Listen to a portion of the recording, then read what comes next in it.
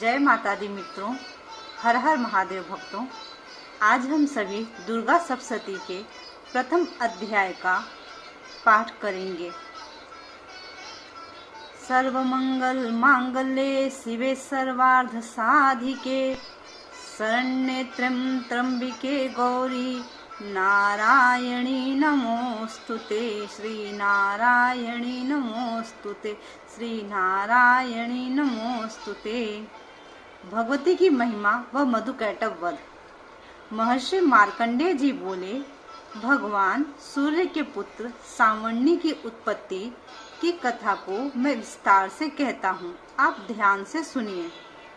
सूर्य की स्त्री छाया से उत्पन्न सावणी जगत जननी महामाया की कृपा से जैसे जैसे मनवंतर के अधिपति बने, वह विशिष्ट कथा सुनिए।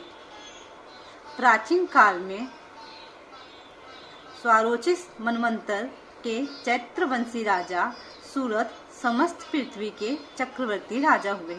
वे प्रजा का अपने पुत्रों की भांति पालन करते थे। यमन राजाओं से राजा सूरत की शत्रुता हो गई। दुष्ट राजा सूरत से उनका भयंकर युद्ध हुआ और थोड़ी सेना होने के कारण यमन राजाओं ने सूरत को हरा दिया। तदनंतर राजा अपने घर में आकर राज्य करने लगा, तो भी अन्य शत्रु राजाओं ने राजा सूरत पर चढ़ाई कर दी और नगर में भी दुराचारी मंत्रियों ने राजा का कोष, सैन्य तथा समस्त वस्तुएं छीन ली। तब राजा हार कर अकेले ही घोड़े पर सवार होकर शिकार खेलने के बहाने घोर जंगल में चला गया। वहां उन्होंने महर्षि मेधा का सुंदर आश्रम देखा, जो अहिंसक सिंह आदि पशुओं तथा शिष्यों और मुनियों से सुशोभित था। वहां बैठे हुए महर्षि मेधा को राजा सूरत ने नमस्कार किया और मुनि से उचित सत्कार पाकर उसी आश्रम में रहने लगे। कुछ काल के बाद फिर वह अपने राज्य तथा प्रजा की चिंता से विचरने लगे कि जिस राज्य को मेरे पूर्वजों ने भली भांति चलाया और प्रजा का पालन किया, वह आज मुझसे दूर चला गया। वे दुष्ट मंत्री राज्य का पालन धर्म नीति के अनुसार कर रहे होंगे या नहीं, और मेरा मुख्य हाथी भी दुश्मनों के वश में हो जाने से क्या क्या कष्ट भोगता होगा। जो आज्ञाकारी नौकर नित्य प्रसन्नता से धन और भोजन प्राप्त करते थे, अब उन दुष्ट राजाओं के आश्रय में रहकर कष्ट पाते होंगे। मंत्री राज्य के धन को कुमार्ग में व्यर्थ ही अपव्यय करते होंगे। जो धन मेरे पूर्वजों ने बड़े कष्ट से संग्रह किया था, सो नष्ट हो गया होगा। इस प्रकार वह राजा राज्य की सभी बातों की चिंता करने लगा। कुछ समय पश्चात एक दिन आश्रम के समीप एक वैश्य को आते देखा, तो राजा ने उससे पूछा कि अरे भाई, तुम कौन हो और यहाँ क्यों आए हो?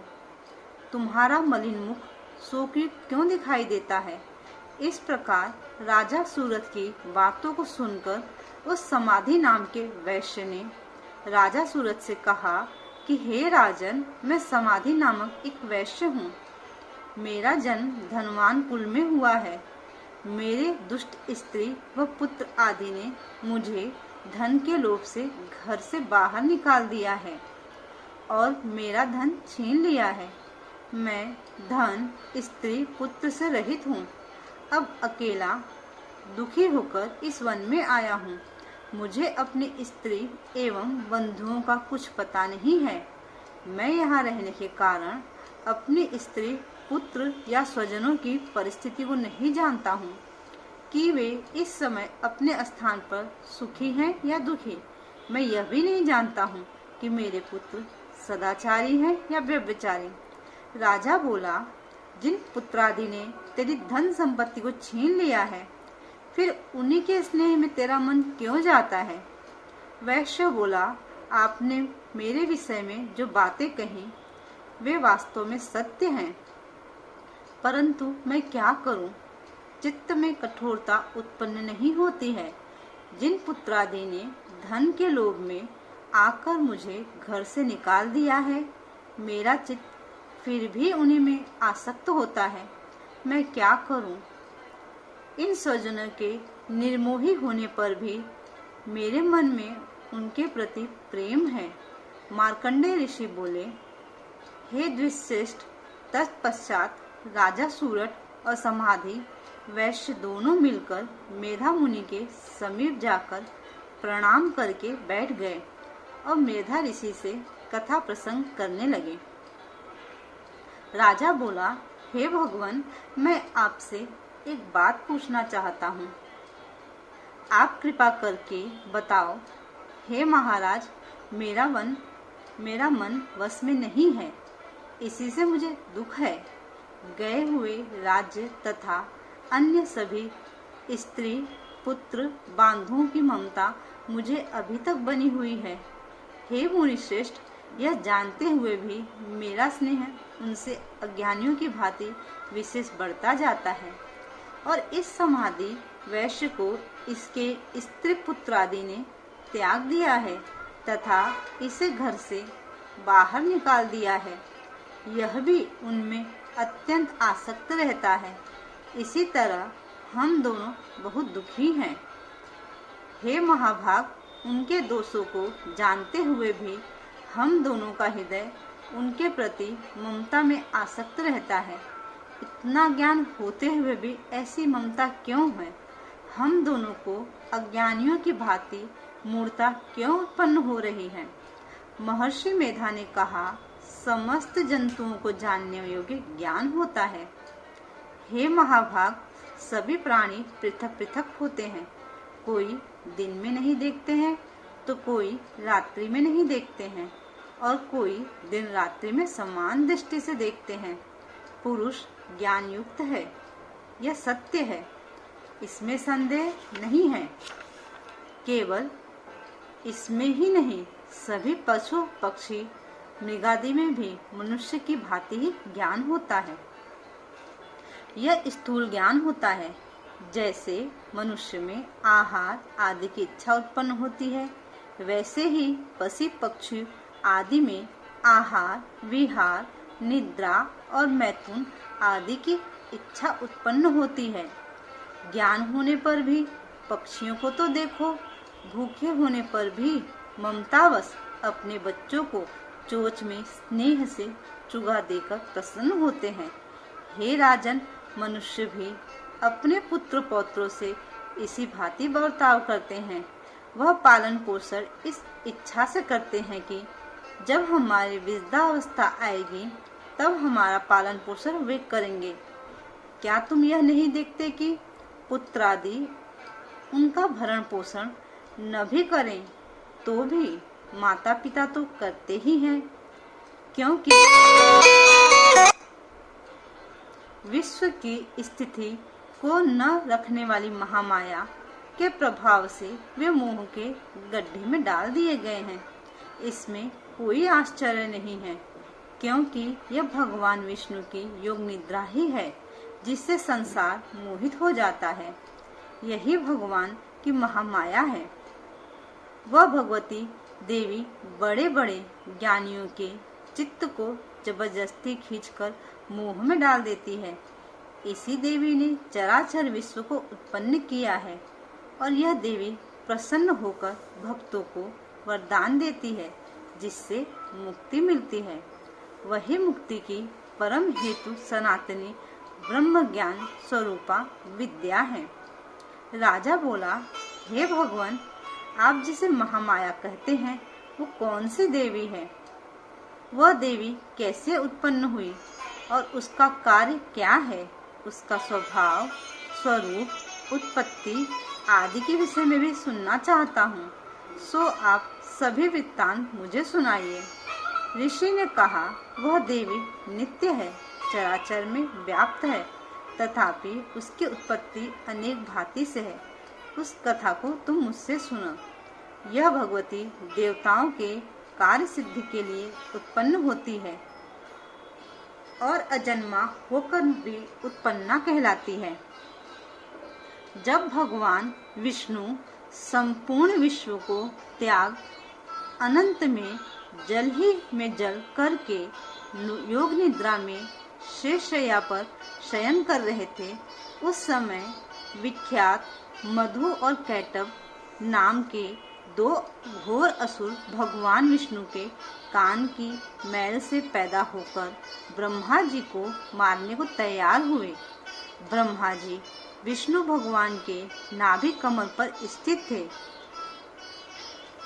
उन्होंने भयंकर असुरों को मारने को आते देखकर और भगवान विष्णु को सोता हुआ देखकर ब्रह्मा जी योग निद्रा की प्रसन्नतार्थ एकाग्र मन से स्तुति करने लगे, जिससे कि भगवान विष्णु के नेत्रों से भगवती योग माया अपना प्रभाव हटा लें और भगवान जाग पड़े।